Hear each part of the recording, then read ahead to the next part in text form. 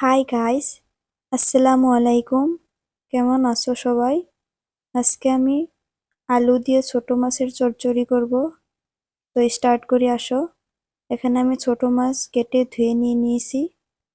এবার আমি এটার মধ্যে দিয়ে দিব হলুদ গুঁড়ো, পরিমাণ মতো লঙ্কা গুঁড়ো, দেখো দিয়ে দিচ্ছি। এবার আমি এখানে দিয়ে দিলাম লবণ, দিয়ে মাখিয়ে নিলাম।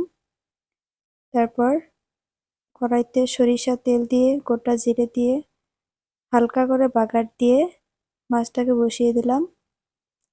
দেখো মাছটা আমার প্রায় হয়ে এসেছে। সিম্পল ভাবে কষিয়ে নিয়েছি মাছটা। দেখো মাছটা আমি নামিয়ে নিলাম। এবার আমি এখানে আলুটা কেটে ধুয়ে নিয়েছি। এবার আমি বাগার রেডি করতেছি। কাঁচামরিচ, পেঁয়াজ ও গোটা জিরে দিয়ে বাগারটা রেডি করতেছি। এদিকে আমি আলুর মধ্যে লবণ, তারপর এখানে দিয়ে দেব হলুদ গুঁড়ো, তারপর লঙ্কা গুঁড়ো, তারপর এটাকে বসিয়ে দিয়ে দিলাম। দেখো এটাকে ভালো করে নেড়ে নিচ্ছি।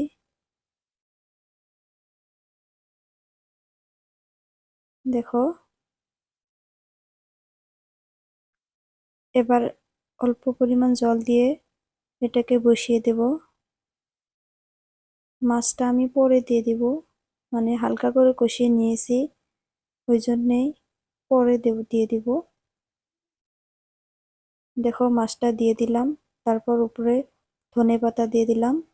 5 মিনিট রান্না করার পর এটাকে আমি নামিয়ে নিয়েছি। দেখো আমার চচ্চড়িটা রেডি।